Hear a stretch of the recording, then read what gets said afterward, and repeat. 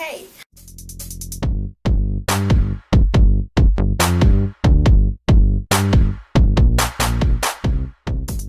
Raha antsika rehetrarehetra indray izay manaraka ny chaîne Nanoela Lifestyle indray amin'ny zao fotoana izao faly mihaona aminareo indray atao anatin'ity vidéo anankiray ity. Nanao sondage kely izay atao amin'ny Instagram raha toa ianao ka mbola tsy manaraka anahy amin'ny réseaux sociaux dia manasa anao s'abonner amin'ireo réseaux sociaux ako ireo.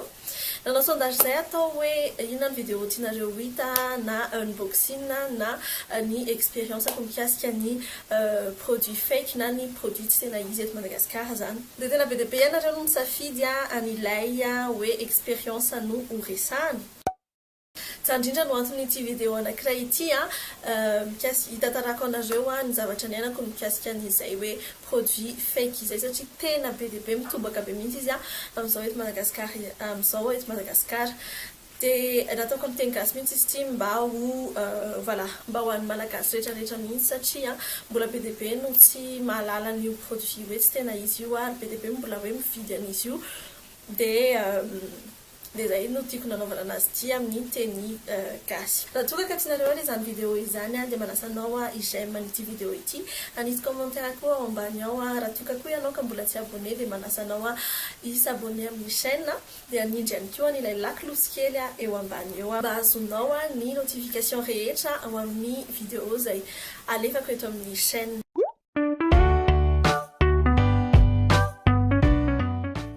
Zareko telo ny vidéo ny voalohany iresaka ny hoe inona marina ilay atao hoe produit fake ary raha orinan'izay dia iresaka hitantara aminareo ny expérience izay nahazo anahy.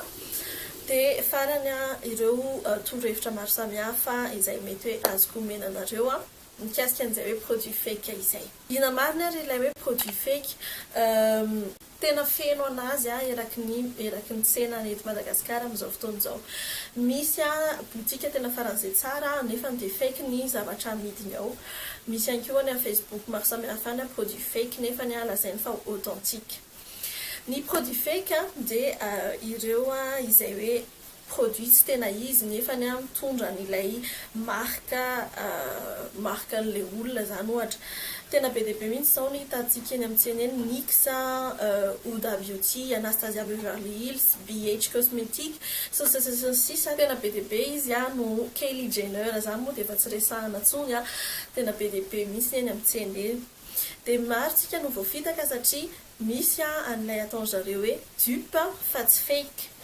Dia maro tsika no voafitaka amin'izay hoe azavaiko tsotsotra dia ny atao hoe dupe dia ohatra zao hoe ny Makeup Revolution, ny Revolution Beauty London dia tena marque déposée anankiray izy zany hoe tena vrai marque izy fa saingy hoe dupe an'ireo ny hoe Anastasia Beverly Hills, Huda Beauty sy ny sisa reny zany hoe maka Urban Decay sy ny sisa satria maka tahaka an'ilay consistance sy ilay couleur amin'ilay palette izy ohatra. Dia iny no ataony ohatrany hoe mamboatra palette hafa mihitsy izy, hafa mihitsy ny anaran'ilay marque, ny anaran'ilay référence an'ilay izy marque an'ilay izy moa efa déposé hoe Makeup Revolution ohatra sy ny ohatr'izay. Nefa kosa izy dupe satria nangala tahaka kely amin'ny le Anastasia Beverly Hills sy ny Huda Beauty sy ny ohatr'izay. Zany hoe aza mety adalena intsony zany saina hoe dupe io. Tsy dupe izy da toa ka misy anarana mitovy amin'ilay anarana ihany nefa ny lazain'zareo fa dupe. Misy ihany koa ilay lazain'zareo hoe fake high quality zany hoe haute qualité. Ataoko fa rehefa fake angambany dia fake fa tsy misy hoe haute qualité sy ny toy izay satria misy ny hoe fake tena hoe ambany le qualité satria ohatra zao hoe raisiko exemple tsy markana make-up fa ohatra hoe Adidas dia ny fake n'ilay izy ohatra lasa hoe nataon'zareo hoe Adiboss ohatra ny anaran'ilay marque. Amin'iny ianao efa mahafantatra fa hoe tena tsy tena izy kosa ity fa tena fake. Aleoko lavitra ary angamba ny mahita an'ireny toy izay mahita an'ilay hoe anarana tsisy faute mihitsy tsisy inona eo amin'ilay izy mitovy mihitsy ilay packaging, mitovy mihitsy n'ilay couleur sy ny sisa. Dia izay ilay lazain'zareo hoe high quality satria mitovy daholo mihitsy zany fandehan'ilay paozin'ilay izy fa nefany le izy tsy tena izy. Misy vidéo maro samihafa any amin'ny YouTube any mino fa misy ohatrany efa nisy youtubeuse gasy tadidiko na misy ve izy zay no nanao vidéo mikasika ny hoe fahalalana ny produit na palette hoe tena izy na tsy. Ny alerte voalohany ihany koa alalanao fa fake le produit dia ny vidiny. Fa ny vidiny manko dia tena mora 35 000 ariary mahazo palette bénéfice ianao, mahazo palette Huda ianao, mahazo rehetrarehetra, mahazo palette rehetrarehetra izay tadiavinao. Reny Jacqueline reny tena be dia be mihitsy no fake amin'ireny 40 000 ariary ianao dia mahazo, nefa tena c'est même pas la moitié, tsy izany kory no tena vidiny dia izay zany dia efa mialerte anao hoe ay fake le izy. Itantaranareo mikasika ny expérience niainako amin'izay ao mino za fa mety hoe anaitra anareo zay mbola mampiasa an'izay hoe produit fake zay. Hatrizay za dia ohatra hoe mahita an'ireny mijery vidéo dia misy hoe Urban Decay, misy hoe NYX, misy hoe rehetrarehetra zay produit tononona dia ohatrany hoe hitanao eny amin'ny marché jerenao le packaging atao ohatrany hoe mitovy amin'le izy dia tamin'ny voalohany tsy mikapta mihitsy hoe ay tsy tena izy le izy. De toute façon tsy miteny zany zareo hoe tsy authentique io zavatra io. Dia mividy mahalany vola mihitsy ianao ohatra hoe misy 100 000 ariary any aminao dia mahavidy zavatra tsisy dikany be dia be nefa niny mety hoe azo zavatra hoe raha tena hoe vrai le izy dia mahazo zavatra ihany ianao fa zany hoe tsy ao an-doha mihitsy zay fa mividy palette ianao, mividy fixateur ianao, mahazo produit rehetrarehetra ianao amin'izay somme izay. Dia za tena anisany hoe acheteuse compulsive mihitsy an'ireny produit ireny dia mividy foana zany isaky ny mahita an'ireny za tsy mahalala loatra ny hoe zao fa dia vidiko fotsiny hoe ty palette ty no hitako tamin'ile vidéo zao dia vidiko. Dia rehefa nividy an'ireny foana za dia napiasa foana ary ny zavatra tsapako voalohany dia hoe tsy longue tenue mihitsy le izy, tsy mitana mihitsy zany eo amin'ny tarehanao. Ohatra zao hoe mamonjy mariage na mamonjy zavatra ohatr'izany dia everiko hoe le izy mihitsy ny ohatr'izay dia gaga be ihany zany hoe fa maninona ary hoentiny tsy fahaizana koa moa ianao. Dia rehefa hitako fa tena tsy nitana mihitsy le izy dia nanontany tena ihany moa zany hoe fa maninona ary no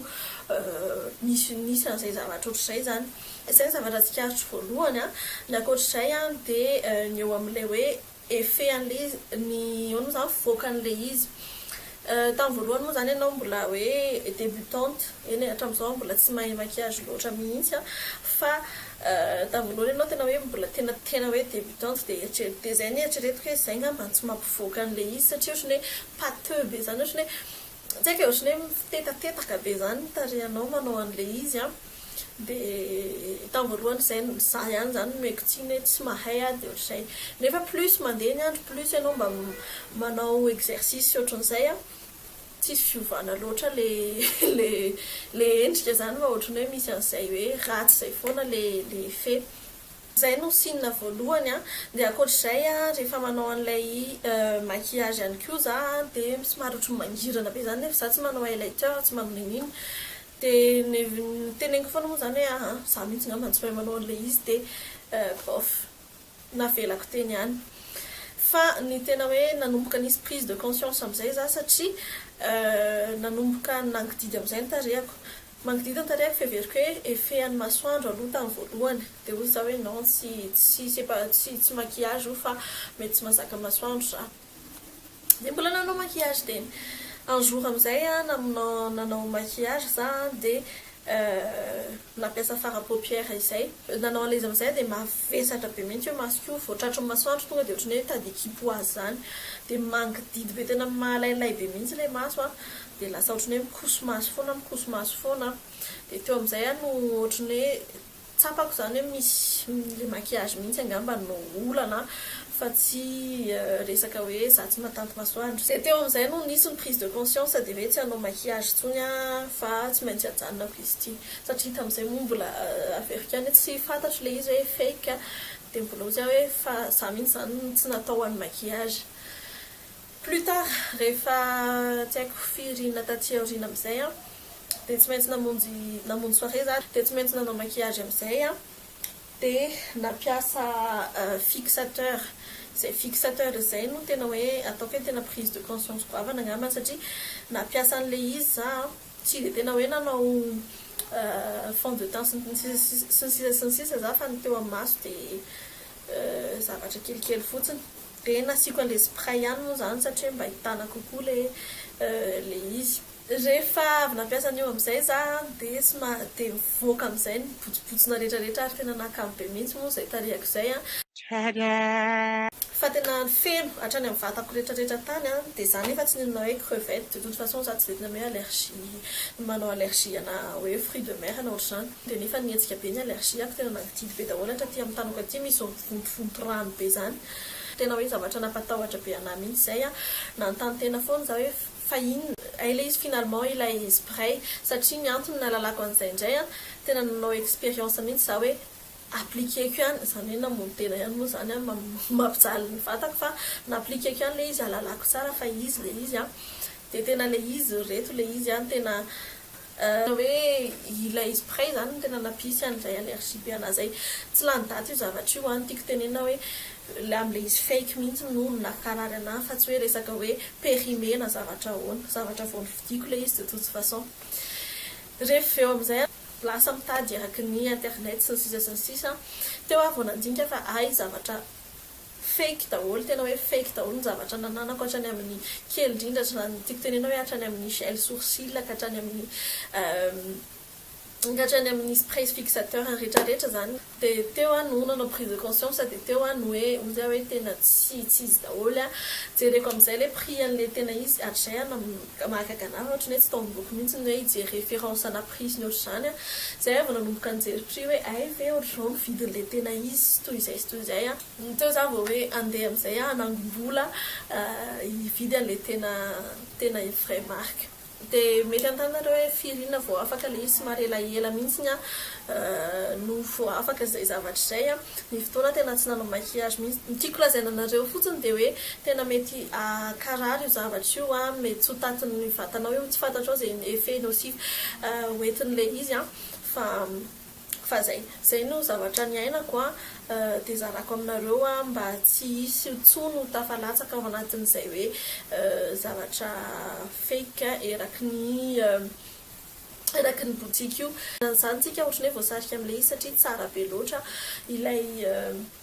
pozin'ilay boutique sy ny toy izay dia hoe tsara ato dia hividy fa voilà tsy labino fait par moine ohatsy izy ny teny vazaha izay mijereo tsara foana hoe tena authentique ave izy ty aleo tonga dia mividy any amin'ireny hoe misy particulier any amin'ny Facebook misy boutique tena certifié fa authentique ny zavatra ataon'zareo dia aleo tonga dia mividy amin'ireny afaka manontany avy ihany koa ianareo amin'ireny groupe ireny hoe aizakay misy mivarotra authentique fa be dia be ny olona izay efa tena hoe izay mihitsy ny kilalaony moa zany io maquillage io dia izy mba manondro anao hoe ary misy authentique ary sy ary dia aleo misy an'izay foana tiako mariana fotsiny ihany koa tsy hoe akory dia zavatra vita avy any Chine dia ratsy ny tiako tenena make-up avy any Chine satria misy ireo grande marque reo hatrao any Chine misy ny usine anaovan'ny zareo an'ilay izy dia ny packaging fotsiny ohatra no any amin'ny toerana izay misy an zareo fa ny tiako tenena fotsiny hoe misy anefa ny tena hoe fake be mihitsy n'ilay zavatra fa tsy voatery akory hoe izay avy any Chine dia ratsy fa jereo tsara fotsiny hoe iza le tena izy iza ny tsy tena izy mariako fotsiny fa conseil-na amatrice be mihitsy ny conseil-ako fa mizara ihany fotsiny aho aminareo an'izay hoe zavatra ny ainako izay dia mino za fa mety hoe nahafapo anareo mety hoe nanisy déclic kely amin'ireo izay mbola manjifa an'ilay izy hatramin'izao dia zay somary ohatrany hoe story time kely angamba niny somary ihany koa tsy fantatro fa mino za fa mety hoe nahafinaritra anareo raha tonga ka tianareo araky ny teneniko tany amin'ny voalohany dia aza tiano mi-j'aimer ny commenter ny partager misabonner ihany koa amin'ny chaîne raha tonga mbola tsy nataonao izany ny manaraka anahy ihany koa amin'ireo réseaux sociaux maro samihafa satria any za no tena mipartager matetika an'ireo izay zavatra hoe quotidien moa zany fiainana andavanandro dia izay no masakazina tolotra fa mametraka ny veloma mandram-piona aminareo indray dia amin'ny manaraka indray veloma daholo